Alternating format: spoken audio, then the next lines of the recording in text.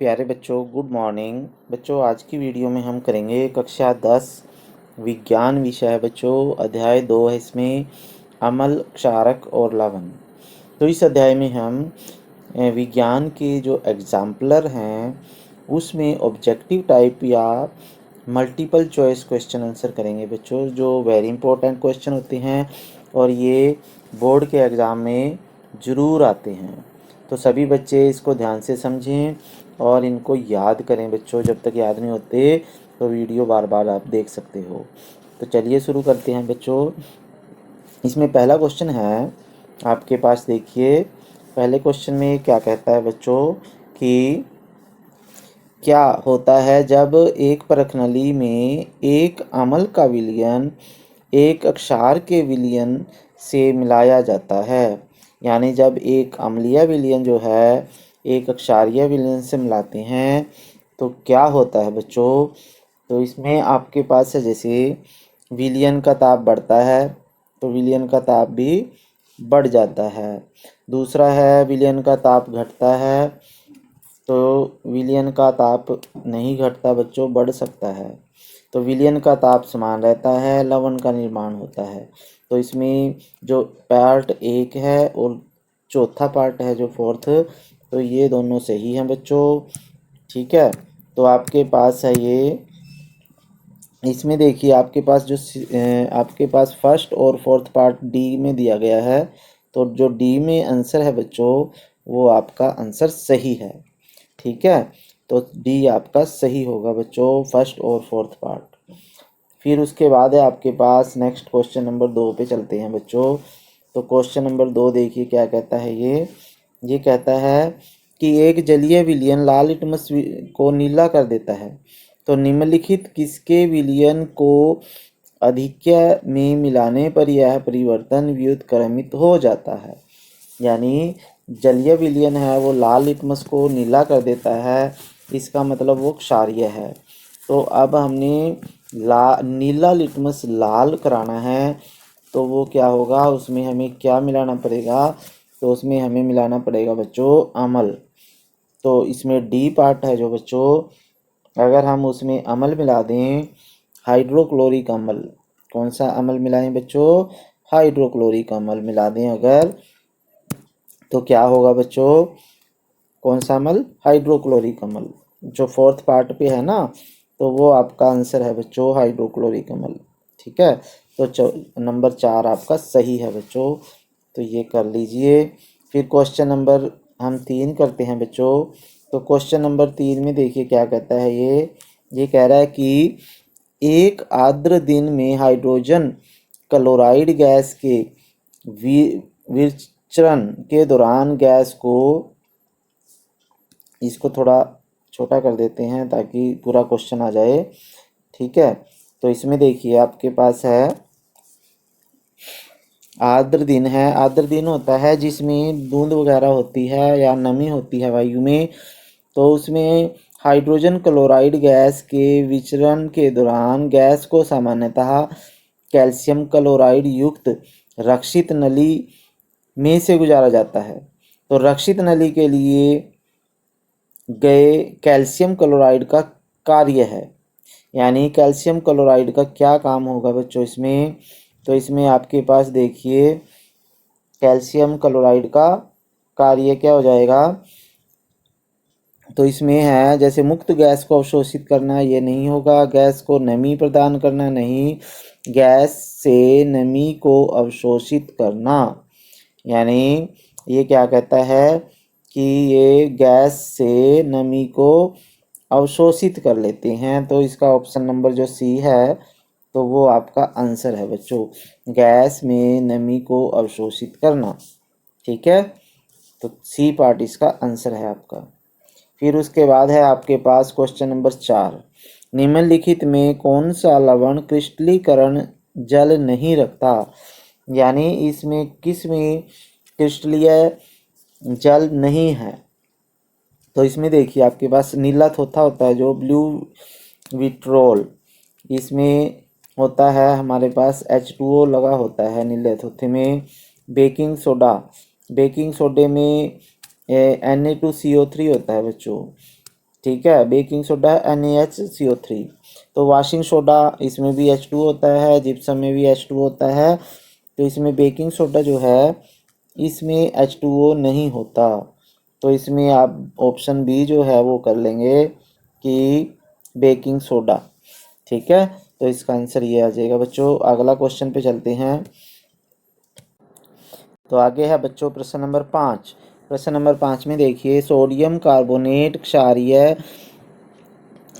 क्षारकीय लवण है। Sodium carbonate क्षारकीय लवण है क्योंकि यह लवण, तो इसमें है ये क्षारकीय लवण क्या होते हैं? क्षारकीय लवण वो होते हैं बच्चों जो क्षारीय प्रकृति के हों।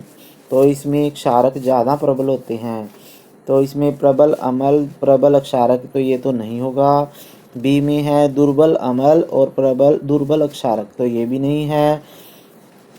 प्रबल अम्ल दुर्बल क्षारक, ये भी नहीं है। तो इसमें दुर्बल अम्ल और प्रबल क्षारक, तो आपका जो लास्ट पार्ट है डी, तो ये आपका आंसर है बच्चों। ठीक है, दुर्बल अम्ल है और प्रबल क्षारक होगा तो वो ही क्षारकीय लवण होता है। ठीक है, अब क्वेश्चन नंबर 6। तो क्वेश्चन नंबर 6 में देखिए क्या कहता है। ये कह रहा है क्वेश्चन नंबर 6 में कि दांत के इनेमल में कैल्शियम फास्फेट होता है, इसकी प्रकृति कैसी होती है? तो दांतों में इनेमल होता है जो, ठीक है, तो ये कैसा होता है बच्चों? तो ये क्षारकीय होता है, अम्लीय होता है, उदासीन या उभयधर्मी। तो ये क्षारकीय होता है बच्चों। तो इसमें ऑप्शन ए में आ जाएगा क्षारकीय। कैसा आ जाएगा? क्षारकीय होता है, कैल्शियम फास्फेट। फिर उसके बाद है आगे क्वेश्चन नंबर 7। तो क्वेश्चन नंबर 7 में देखिए, मृदा के एक नमूने को जल में मिश्रित किया गया है, इसे स्थिर छोड़ दिया गया है। ठीक है, तो मृदा में यानी मिट्टी में जल में मिश्रित एक कोई यौगिक है, उसको हमने मिट्टी में मिलाया है। स्वच्छ अधिप्लवी विलयन पीएच पत्र को पीला नारंगी कर देता है। तो निम्नलिखित में से कौन सा पीएच पत्र के रंग को हरा नीला कर देगा? यानी हमने बताना है कि नींबू का रस है, जैसे सिरका है, साधारण लवण है और एक प्रति अम्ल है। तो इनमें से कौन है जो लिटमस पीएच के पत्र के रंग को हरा नीला कर देगा? तो इसमें जो हमारे पास एक प्रति अम्ल जो होता है बच्चों, तो वो इसे नीला हरा कर देगा। तो डी ऑप्शन जो है वो सही है। एक प्रति अम्ल एंटीऑक्सीडेंट्स होते हैं, जो प्रति अम्ल होते हैं, तो वो पीएच पेपर के रंग को हरा नीला कर देते हैं। तो ये इम्पोर्टेंट प्रश्न है बच्चों। तो ये सभी बच्चे ध्यान से समझेंगे और करेंगे, याद भी करना है। फिर उसके बाद 8वां प्रश्न है बच्चों। तो 8वें प्रश्न में देखिए, निम्नलिखित में से कौन अम्लीय सामर्थ्य का बढ़ता हुआ सही क्रम है? यानी इनमें से कौन है जो कम अम्लीय से अधिक अम्ल की तरफ बढ़ रहा है? तो इसमें आपके पास जल है जो, फिर एसिटिक अम्ल, फिर हाइड्रोक्लोरिक अम्ल। तो इसमें ए ही जो है वही ऑप्शन सही है बच्चों। तो आपने ए ऑप्शन को लगाना है। ठीक है, क्या लगाना है? A option. तो आपका ए ऑप्शन सही है बच्चों। कौन सा ऑप्शन सही है? ए ऑप्शन सही है। इसको ठीक करके लगा देते हैं। ठीक है, तो इसको देखिए, आपका जो ए ऑप्शन है वो सही है। फिर उसके बाद है आपके पास, एक विद्यार्थी के हाथ पर दुर्घटना व सांद्र अम्ल की कुछ बूंदें गिर गई, तो उसे क्या करना चाहिए? तो किसी बच्चे के हाथ पे सांद्र सल्फ्यूरिक अम्ल गिर गया, एसिड होता है जो, वो गिर गया, तो वो क्या करें हम? तो उसे क्या करना चाहिए? उसे बहुत ज़्यादा अधिक पानी के साथ उसको धोना चाहिए हाथ को।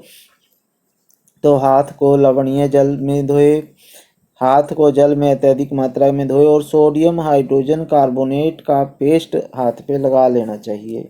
कौन सा पेस्ट लगाएगा बच्चों? सोडियम हाइड्रोजन कार्बोनेट का पेस्ट लगा ले, तो इसका जो बी पार्ट है वो आपका सही है बच्चों। ठीक है, कौन सा पार्ट? बी पार्ट आपका आंसर है इसका। तो ये आपका बी पार्ट है जो वो सही है बच्चों। फिर उसके बाद है क्वेश्चन नंबर 10। तो क्वेश्चन नंबर 10 में देखिए क्या कहता है। सोडियम हाइड्रोजन कार्बोनेट को जब एसिटिक अम्ल में मिलाते हैं तो एक गैस निकलती है, और मुक्त गैस के संदर्भ में कौन सा कथन सत्य है? तो जब भी सोडियम हाइड्रोजन कार्बोनेट में एसिटिक अम्ल यानी अम्ल के साथ अभिक्रिया कराएंगे तो इसमें क्या होगा बच्चों? इसमें देखिए यह चूने के पानी को दूधिया कर देती है। तो ये क्या कर देगी? चूने के पानी को दूधिया कर देती है। और बी में है यह जलती हुई तीली को बुझा देती है। तीसरा है यह सोडियम हाइड्रोक्साइड के विलयन में घुल जाती है। तो ये नहीं है। इसमें अरुचिकर गंध होती है, तो ये भी नहीं है। तो इसमें ऑप्शन फर्स्ट और सेकंड सही है, यानी ये चूने के पानी को दूधिया कर देती है और जलती हुई मोमबत्ती को बुझा देती है। तो फर्स्ट और सेकंड जो है हमारे पास ऑप्शन ए है बच्चों। तो ऑप्शन ए आपका सही है बच्चों, ऑप्शन ए। ठीक है, तो ऑप्शन ए आपने करना है, ऑप्शन ए। ठीक, तो ऑप्शन ए आपका सही आंसर है 10वें का। आगे 11वें क्वेश्चन पे चलते हैं बच्चों। तो 11वें क्वेश्चन में देखिए क्या कहता है ये। तो ये कहता है 11वें क्वेश्चन में कि सामान्यतः लवण रसोई में उपयोग किए जाने के अतिरिक्त किसके निर्माण में कच्चे माल के रूप में उपयोग में आता है? यानी एक लवण है जो रसोई में भी काम आता है और वो किसी और के निर्माण में भी काम आता है। तो वो धावन सोडा है, विरंजक चूर्ण है, बेकिंग सोडा है, या बुझा हुआ चूना है। तो इनमें से बताना है कि जो हमारे घर में भी प्रयोग होता है। तो इसमें आपके पास जो है सबसे पहले है धावन सोडा। तो ये भी घरों में यूज होता है, कपड़े धोने के, साफ सफाई के काम आता है। और दूसरा है विरंजक चूर्ण, और तीसरा है बेकिंग सोडा। ठीक है, तो इसमें आपके पास मुख्य रूप से जो ब्लीचिंग पाउडर है और धावन सोडा है, तो इसका उपयोग हम फैक्ट्रियों में भी कच्चे निर्माण के रूप में उपयोग करते हैं बच्चों। तो इसमें ऑप्शन जो ए है ना, इसमें फर्स्ट और सेकंड दोनों आ रहे हैं, तो ये आ जाएगा आपका ऑप्शन ए। कौन सा ऑप्शन आएगा बच्चों? ए ऑप्शन आ जाएगा। ठीक है, तो ये आपका ए ऑप्शन है। फिर उसके बाद है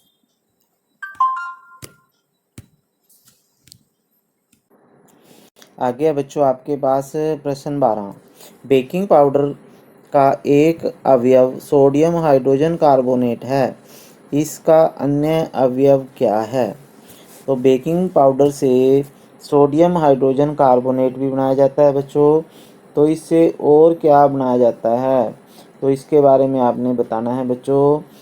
तो इसमें हमारे पास है जो टार्टरिक अम्ल है। कैसा अम्ल है बच्चों? टार्टरिक अम्ल। ठीक है, तो टार्टरिक अम्ल इससे बनाया जाता है। बी पार्ट में आपका ऑप्शन है ये। तो ये टार्टरिक अम्ल भी बनाया जाता है। फिर उसके बाद है क्वेश्चन नंबर 13। तो क्वेश्चन नंबर 13 में देखिए बच्चों क्या है। तो ये क्वेश्चन नंबर 13 में कह रहा है कि दंत क्षय को रोकने के लिए हमें नियमित रूप से दांतों को ब्रश करने की सलाह दी जाती है। सामान्यतः कम काम के लिए जाने वाले टूथपेस्ट की प्रकृति क्या होगी? यानी इस ताकि हमारे जो दांत हैं वो सुरक्षित रहें, तो उसके लिए हमें कैसा टूथपेस्ट यूज करना चाहिए? तो वो क्षारीय होना चाहिए बच्चों। कौन सा है? क्षारीय, सी पार्ट में है। तो ये सी आपका आंसर है, क्षारीय। ठीक है, कौन सा है? क्षारीय है बच्चों, सी पार्ट। फिर आपका अगला क्वेश्चन है बच्चों 14th क्वेश्चन। एक अम्ल और एक क्षारक के जलीय विलयन के लिए कौन सा कथन सत्य है? यानी अम्ल और क्षारक के बारे में हमने बताना है। तो अम्ल जो है पीएच जिसका उच्च होगा, अम्ल उतना ही प्रबल होगा। तो ये गलत है। पीएच जितना उच्च होगी अम्ल उतना दुर्बल होगा, तो ये सही बात है, कह रहा है सेकंड पार्ट। और पीएच जितना कम होगा क्षारक उतना ही प्रबल होगा, तो ये गलत है बच्चों। पीएच जितना कम होगा क्षारक उतना दुर्बल होगा, तो ये सही है। यानी पीएच मान जितना ज़्यादा अधिक होता है तो वो क्षारकीय होता है बच्चों, ठीक है। तो इसमें आपके पास जो डी है ऑप्शन था सेकंड और फोर्थ, तो सेकंड और फोर्थ आपका सही आंसर है बच्चों, डी पार्ट में सेकंड और फोर्थ आपका सही है, ठीक है। तो ये डी पार्ट जो है वो आपका सही है। फिर उसके बाद है नेक्स्ट क्वेश्चन है 15वां क्वेश्चन, तो जल्दी से कर लेते हैं थोड़ा। 15वें क्वेश्चन में क्या कहता है ये कि पाचन के दौरान उत्पन्न जठर रस की पीएच होती है, यानी हमारे पेट में पाचन के दौरान जठर से रस निकलता है, तो जिसका पीएच मान जो होता है 7 से कम होता है। कैसा होता है बच्चों? 7 से कम। तो ए पार्ट में जो आपका आंसर है वो आ जाएगा 7 से कम, ठीक है। ए पार्ट आपका आंसर है इसका 7 से कम। फिर है जब हम अम्लीय, क्या है बच्चों? अम्लीय, जब अम्ल की कुछ मात्रा, इसको थोड़ा ऊपर कर देते हैं, ठीक है। तो जब अम्ल की कुछ मात्रा जल में मिलाई जाती है तो निम्नलिखित में से कौन सी घटनाएं होती हैं? आयनीकरण, उदासीनीकरण, तनुता, लवण निर्माण। तो इसमें क्या होगा बच्चों, यदि हम जल में अम्ल मिलाते हैं, क्या मिलाते हैं? अम्ल मिलाते हैं, तो तनुता होगी एक तो उसमें, ठीक है। तो और एक इसमें आयनीकरण होगा और तनुता होगी, यानी पहला और तीसरा होगा इसमें। पहला और तीसरा किस में है? बी में है बच्चों, ठीक है। तो ये बी पार्ट जो है आपका आंसर है, ठीक है। तो बी पार्ट आ जाएगा इसका आंसर आपका, ठीक। फिर उसके बाद है 17वां क्वेश्चन है बच्चों। तो 17वें क्वेश्चन के लिए देखिए क्या कहता है ये। तो ये कहता है 17वें क्वेश्चन के लिए कि दृष्टि दोष युक्त विद्यार्थी के लिए निम्नलिखित में से किसको अम्ल क्षारक सूचक के रूप में प्रयुक्त कर सकते हैं? यानी जिस बच्चे की दृष्टि कमज़ोर है तो वो उसके लिए सूचक क्या होगा? जैसे लिटमस पत्र है, हल्दी है, व नीला है, या पिटूनिया की पंखुड़ियाँ हैं। तो इनमें से कौन से का यूज करेंगे हम, क्योंकि उसको कम दिखाई देता है। तो जो वनीला एक्सेंस है, यानी वनीला सत्त है जो, उसका उपयोग हम कर सकते हैं। क्यों कर सकते हैं?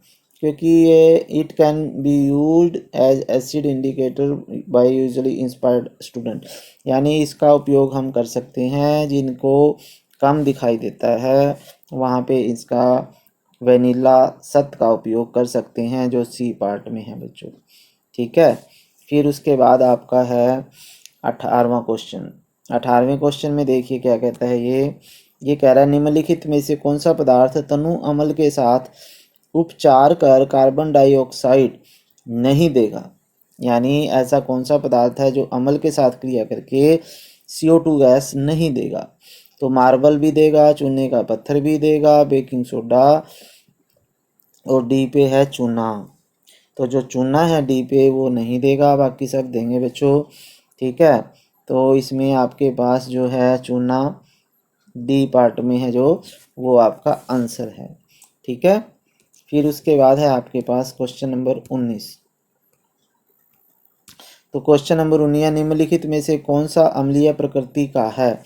यानी अम्लीय प्रकृति का नींबू का रस है बच्चों, मानव रक्त, चूने का पानी प्रति अम्ल बाकी नहीं है, लेकिन नींबू का रस खट्टा होता है, तो इसलिए ये होता है नींबू का रस, ठीक है।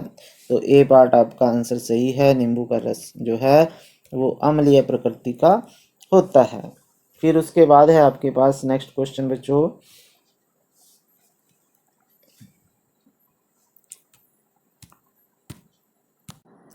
तो अगला प्रश्न है आपके पास 20वां प्रश्न है बच्चों, विद्युत अपघट्य के द्वारा विद्युत चालकता के प्रदर्शन के प्रयास के लिए निम्नलिखित उपकरण, यानी ये चित्र आपके पास जो है ये दर्शाया गया है विद्युत चालकता के बारे में, विद्युत अपघट्य के बारे में।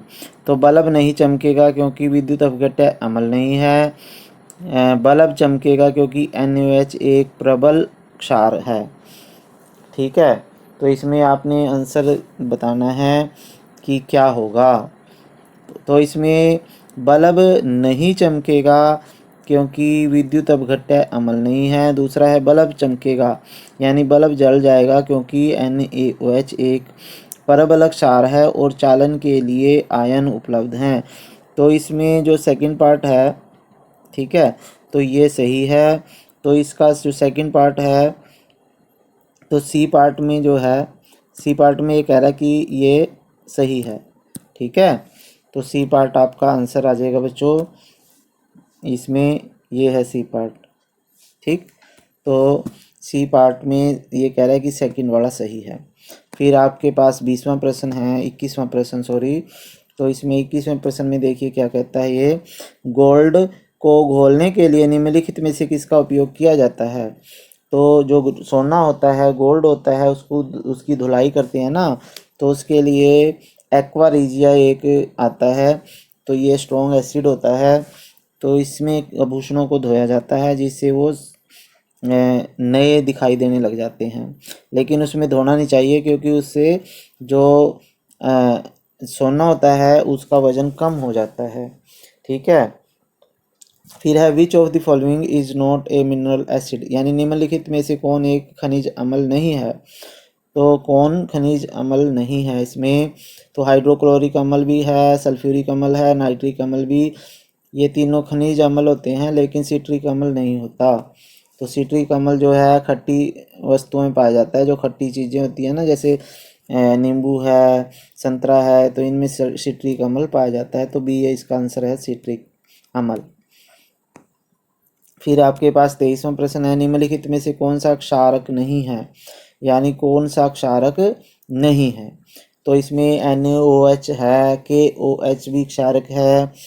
ठीक है, तो इसमें C2H5OH है ना, जो ये क्षारक नहीं होता है, ये अल्कोहल होता है बच्चों।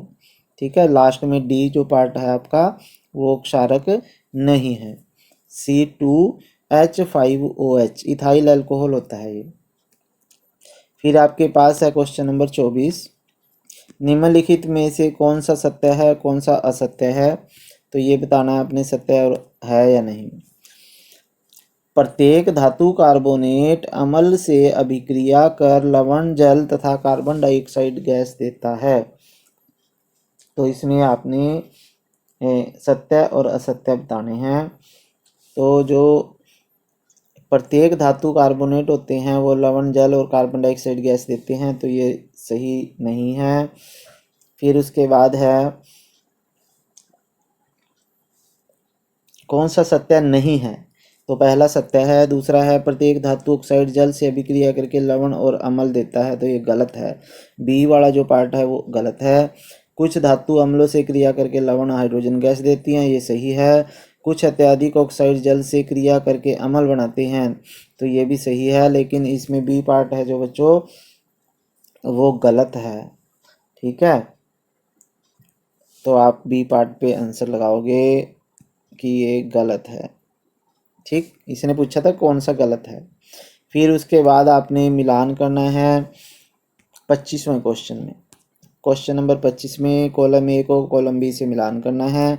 तो ब्लीचिंग पाउडर ए जो होता है बच्चों, ब्लीचिंग पाउडर ए जो होता है वो विरंजक चूर्ण होता है। ब्लीचिंग पाउडर क्या होता है बच्चों, विरंजक चूर्ण होता है, यानी ए जो है 3 के साथ है। बेकिंग सोडा, बेकिंग सोडा जो होता है वो प्रति अम्ल का काम करता है। बेकिंग सोडा जो है प्रति अम्ल का काम करता है। फिर है धावन सोडा, जो धावन सोडा होता है बच्चों वो क्या करता है, धावन सोडा कांच का विरचन करता है, विचरण यानी कांच इसके उद्योग उसमें इसका यूज होता है। ठीक है, और लास्ट में सोडियम क्लोराइड जो होती है वो हाइड्रोजन और क्लोरीन गैस का उत्पादन करते हैं इसे। तो आपके पास जो है सी ऑप्शन है जो वो सही हो जाएगा। तो सी ऑप्शन में है ये सारे ऑप्शन। ठीक है, तो ये पहले का तीसरे से मिलान हो गया, बी का चौथे से, सी का पहले से और डी का दूसरे से। तो ये मिलान करो क्वेश्चन हो चुके हैं बच्चे। तो नेक्स्ट वीडियो में हम नेक्स्ट अध्याय करेंगे बच्चों। तब तक के लिए थैंक यू बच्चों। जय हिंद, जय भारत।